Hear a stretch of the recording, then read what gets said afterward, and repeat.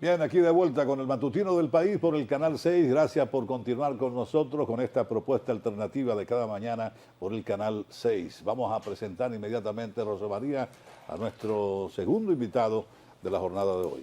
Así es, nos encontramos en compañía, una grata compañía, de Olivo de León, presidente del Instituto de Previsión y Protección del Periodista.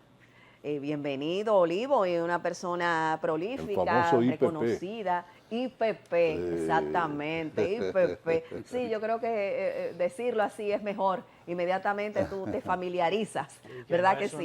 Ha logrado esa marca, una aplicación. Parecería así es. ¿Cómo está todo, Olivo? ¿Cómo te sientes? Bien, muy bien, gracias a Dios. Ahora mejor entre ustedes por aquí compartiendo y Olivo viene este interesante momento. De ese libro, ¿verdad? Tomo 1 y 2. Olivo viene a hablarnos de múltiples aspectos. Dentro de sus nuevas atribuciones está la de escritor, que por supuesto viene a presentarnos su última obra, o la más reciente obra, que es lo correcto. Sí, la más reciente obra, así es, sí. Cuéntanos Empecemos por el principio, ¿cómo está el IPP?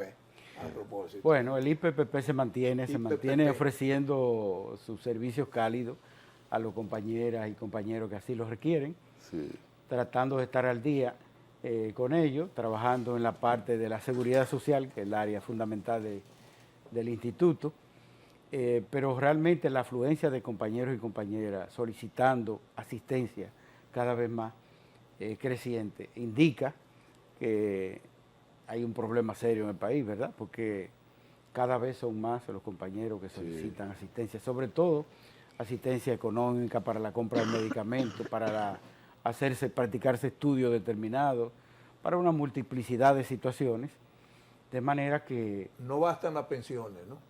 No, precisamente, ese es un tema muy interesante que ojalá pudiéramos ya hablar un poco. Las pensiones de este año, ya tenemos incluso el número de decreto. Ya está emitida, firmado por el presidente, y estamos a la espera que la coloquen ya en, ¿cómo se llama?, donde lo colocan los decretos y eso, ¿no? Sí, en la... El nombre ahora no, pero el documento es... Correcto, el documento para... La Gaceta. Ajá, que lo coloquen en la Gaceta para hacerlo de manera ya público. La Gaceta Oficial. Sí, la Gaceta Oficial, sí, hasta que no lo colocan y no lo dan a conocer. Sí. Tenemos ya la certeza de 103 compañeros que serán pensionados este año de manera oficial. Hay otros que están colocados en otros decretos por ahí, pero el decreto que corresponde a lo que canalizamos en el IPPP, pues 103 compañeros serán ya de manera... Qué bueno. Sí, ya después de esta lucha de casi 9 meses peleando ese decreto, por fin, ya tenemos la certeza de que está firmado, que está ahí. El tema inicial, realmente, nosotros hemos tenido que acudir a una serie de argucias para el asunto de adquisición de fondos para la institución, para poder mejorar los servicios o tener a disposición, porque nosotros somos la única institución de seguridad social donde los miembros y no miembros acuden a auxilio sin haber puesto nada.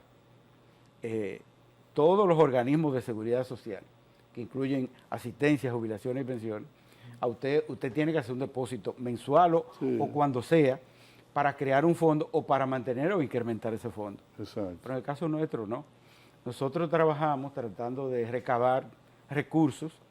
Tenemos una ley que sabemos que no se cumple, hemos tenido que presionar bastante los medios para el cumplimiento. ¿Y se está cumpliendo esa ley? No, hombre, no. No, te has dicho, hemos tenido que presionar. Exactamente. Tiene muchos años presionando. Para poder recabar algunos fondos. Pero ha habido esa posibilidad. Sí, se recaban algunos fondos. Porque desde pero no de los medios, de los medios también.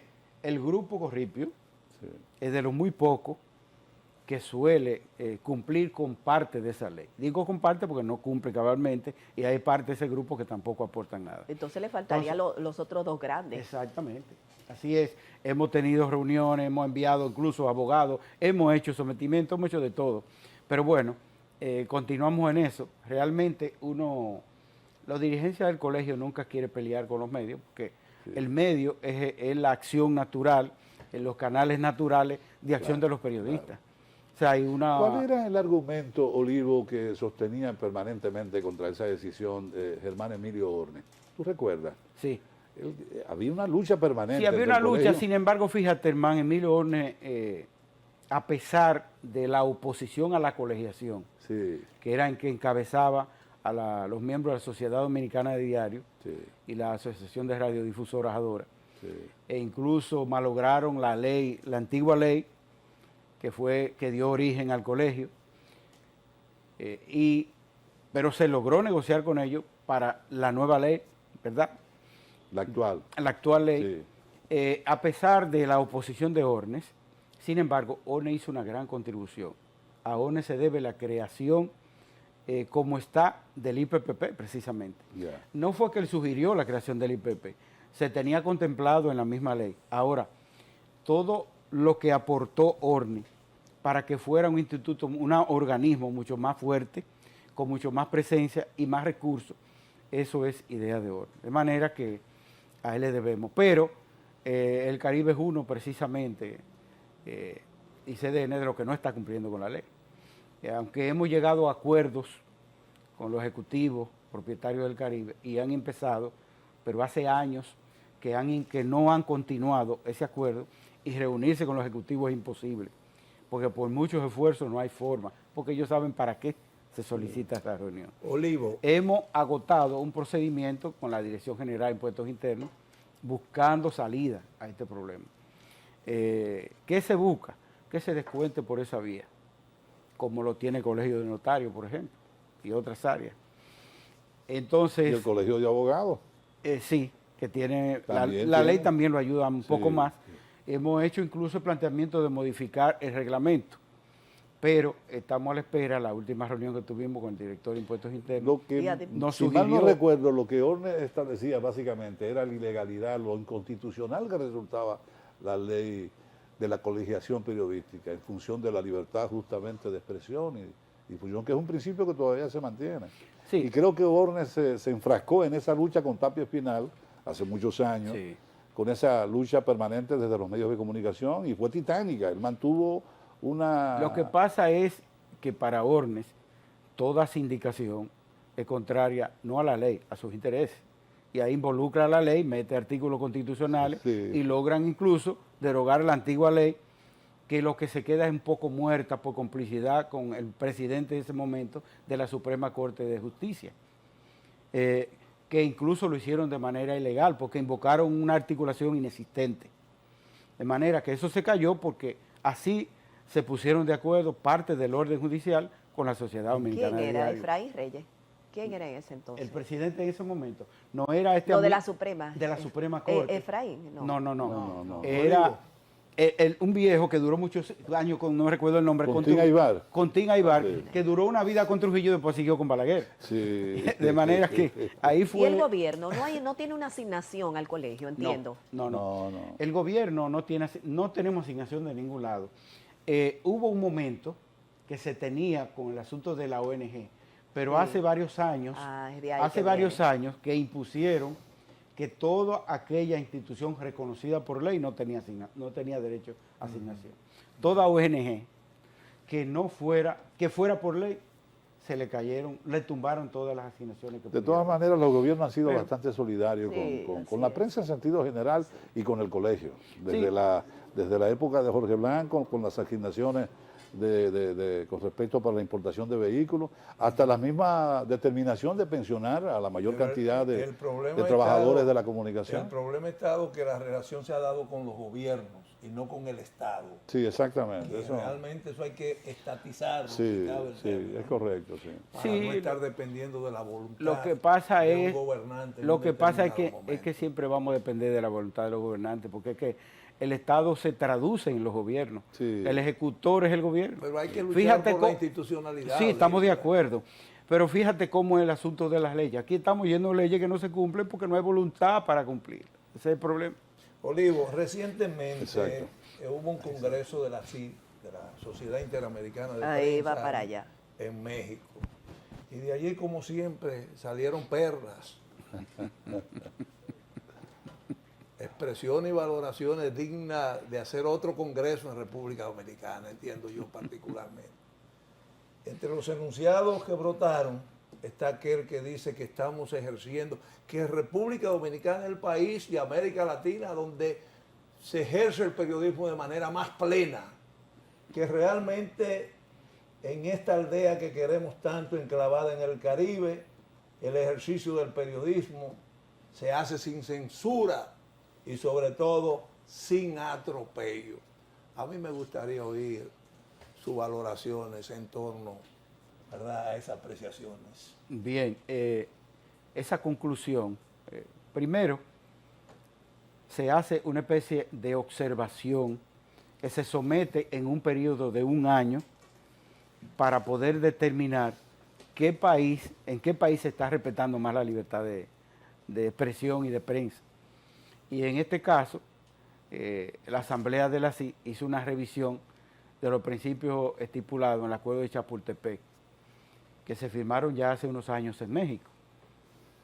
Y ahí hay una serie de principios que se establecen precisamente para poder evaluar si un país está cumpliendo plenamente o no está cumpliendo. Entre ese principio está eso que tú has mencionado.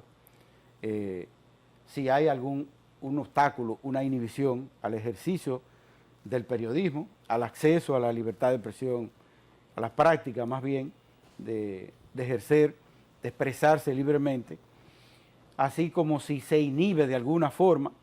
Además también hay un principio que habría que discutirlo, que es si hay alguna presión, no solamente social, sino también económica.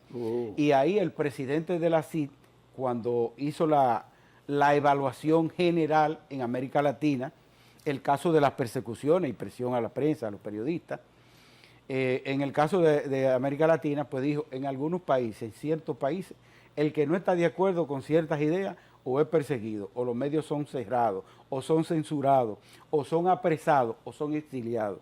Y fue citando país por país. Citó el caso de Nicaragua, donde existen 29 periodistas exiliados. El caso de Cuba, que hay 12. Y así fue citando país por país, 1, 2, 1, 1, ¿verdad? Y fue citando caso por caso. Venezuela se citó también. La República Dominicana, no tenemos un solo caso de eso, que se citaron ahí, ¿verdad? No hay exiliados, según la evaluación, no existen esas presiones. Ahora, ¿cuál es la realidad de Dominicana? En sentido general, ok. En sentido general, si nosotros comparamos este año recién pasado, sí hubo situaciones que se dieron, ¿verdad? Uno que suele dar seguimiento a los casos de agresiones, a los casos denunciados, ¿verdad?, por los mismos periodistas. Casos recientes, por ejemplo, caso del Acuario, donde se prohíbe la entrada, aunque le ponen provisional, de periodistas, porque no quieren que vean supuestas remodelaciones que están haciendo después de la denuncia que hizo Nuria. Pero cuando se hizo esa denuncia que salió el listín, y luego salimos nosotros citando qué se había violado o qué violaba esa señora con esa medida, citando 3 convenios internacionales y luego la ley de acceso, 6 artículos de la Constitución y una serie de situaciones, al otro día se suspendida la señora de todas funciones. Eso coincidió con lo que pasó también con el director de Promipyme, ¿verdad? Y en no dar declaración a la prensa, como señalaba el canciller, que se puede considerar como atropello. Bueno, un funcionario tiene derecho a no responder determinada pregunta. Ahora, eso es una cosa y otra cosa es cerrarse a dar informaciones porque se supone que esto es un Estado democrático y de derechos, según el artículo 7 de la Constitución. Si es un Estado social y democrático de derechos, la gente tiene derecho a la transparencia, a la información, también el artículo 49 de la Constitución, a saber. La misma ley 200-84 es clarísima en todo su articulado, en que todo ciudadano cualquiera, sea periodista, cualquiera que sea, tiene derecho a solicitar una información y a que se le responda esa información. Y que las instituciones tienen el deber de tener una página donde tengan todo, absolutamente todo. Ahora, lo que no esté ahí, que usted no accese y no lo encuentre, usted tiene derecho a ir a preguntar. y el funcionario de la institución debe, porque es un principio constitucional y además un mandato legal. Olivo, en ese tenor, en la anterior gestión gubernamental se denunció que varios periodistas tuvieron que salir de medios porque presionaron a los grupos que los encabezaban, ¿verdad? Que eran sus superiores y tuvieron que salir de diversos programas, sabemos a quienes nos estamos refiriendo. Entonces, en ese sentido, ¿tú consideras que ha habido una evolución de que ahora esos casos no se están dando, o tú has sabido que sí se han reproducido ahora en la actual gestión, o cuál es tu apreciación? Mira, de acuerdo a lo que hemos podido ver, sea por la denuncia de los compañeros o por situaciones, hasta ahora, en este mismo año, citamos por ejemplo esos casos, ha habido no más de 4 o 5 casos que pudiéramos llamar de maltrato o de agresiones, pero en sentido general ha habido una reducción muy considerable. Y digo eso porque nosotros llegamos a denunciar 87 y 89 casos de agresiones a periodistas en un año. Y cuando empezó a reducirse, empezó en 75. Y poco a poco, llegamos a un momento a 46, ya cuando iban bajando mucho. De manera que compararlo con la situación actual, estamos viviendo en una maravilla. Si a eso vamos, a esa comparación. Ahora, no podemos decir que eso sea eliminado por completo. Siempre hay casos porque hay intereses. Donde se manejan intereses económicos, empresariales, políticos, de todas las formas y maneras, ¿verdad? Siempre van a haber situaciones. Por eso es que es bueno darle seguimiento y que haya una evaluación que se discuta, ¿verdad? Que sea crítica, para que pueda seguir mejorando. La CID manejó también el tema de la publicidad gubernamental. La definió, la calificó como opaca. ¿Qué tú entiendes? Aquí, aterrizando aquí. Bueno, yo creo que hace falta ahí tela, hace falta tijera para cortar no un poco. No andas con alguna. Para cortar un poco de esa tela, porque realmente hay muchas quejas. A mí lo que hay muchas quejas del manejo de la publicidad Olivo, perdóname, me da la impresión que la CID... Sí, porque se dice que solo se está dando a determinados sectores que no llega, ¿verdad? Entonces, incluso también se dice que hay muchos problemas de cuando se da a sectores que no tienen ese poder, ¿verdad? Entonces, ahí incluso para pagar hay muchos atrasos, hay muchos problemas que te dan 2 o 3 meses y te dan entonces de 8 a 1 año para cobrar. O sea, hay un problema serio de manejo Olivo, y transparencia en ese sentido. A mí lo que me da la impresión es, y ojalá que fuese así, a mí me gustaría que mis amigos crecieran económicamente también, que la CID, la Sociedad Interamericana de Prensa, tiene asesores en materia de semántica de la categoría de mi querida hermana Rosa María, que sabe abordar los temas, no con la crudeza y lo tosco que yo muchas veces resulto cuando utilizo el cibaeño. Pero volviendo concretamente a esta terminología, a esta conceptualización de censura, ¿verdad?, de atropello. Bueno, si usted lo asume en el sentido lato, amplio, es verdad, no está pasando nada, como si usted lo relaciona, por ejemplo, a épocas anteriores. Pero es que ya también las cosas ahora se manejan con otra diplomacia, pero eso no significa que no existan. Y eso es lo que yo pienso humildemente, que ahí es que donde adolece el problema de la CID. Usted no puede esperar que en momentos como este, en una sociedad de este tiempo, te van a poner una mordaza. Ni vamos también a revivir aquellos sistemas de los macanazos y de las rompederas de cámaras, ni nada por el estilo. O sea, la censura no es así, ya la censura tienen otras expresiones. Lo que pasa, por ejemplo, yo mismo soy un censurado constantemente. Yo quebré un programa de 23 años y lo quebré por el gobierno, por el cambio de gobierno. Y lo digo con sinceridad porque, aunque debo también advertir que yo no soy muy dado a ser plagoso, que es parte de la característica que parece ser que le dan peculiaridad al periodismo. Sí. Usted tiene que ser plagoso, visitar una serie de funcionarios y decirle, no te preocupes, que tú cuentas conmigo. Mira, conmigo tú no puedes contar nadie tú en esa parte tienes razón, ahora en la otra no. Sí, la censura implica todo eso, que tú dijiste que en este tiempo no. Sí, es que se está dando, es que se da. Es que esa es la evaluación que se hace por país. Es que en Nicaragua hay 29 periodistas exiliados. Claro que sí. Es que te cierran medios. Es que te han cerrado medios, que te han censurado de pies a cabeza, con todo lo que implica una censura. Es que se da en muchísimos países. Es que el Solo el país... hecho de que el presidente no fuera, López Obrador, a la cita, a la reunión, a la asamblea, ninguno de sus plenos tampoco. Es un indicador ya es de un que indicador de la También, situación. pero además, señores, países de avanzada como Chile, hay problemas. ¿Por Argentina qué? está Porque hay teniendo una también. situación social de discusión de una constitución, un ambiente político que lleva a la adopción de una serie de medidas que muchas veces son impopulares, pero también antidemocráticas. Tenemos que dejarte Entonces, tiempo para que hable de tu de tu libro. libro. Exacto. Nos quedan cuatro- Pero quiero puntualizar esto. Además hay A mí otra lo que me cosa. llama la atención es que se tome como modelo República Sí, Dominicana. estamos de acuerdo. Ahora hay cuando otra. realmente la censura aquí es una realidad, lo sigue siendo, y hay atropello. No sobre la expresión física, pero hay atropello y hay censura. Se avanza. Porque se decirte a ti, si tú no te pones en el carril de nosotros, como lo hacen algunos funcionarios de manera descarada, es irresponsable.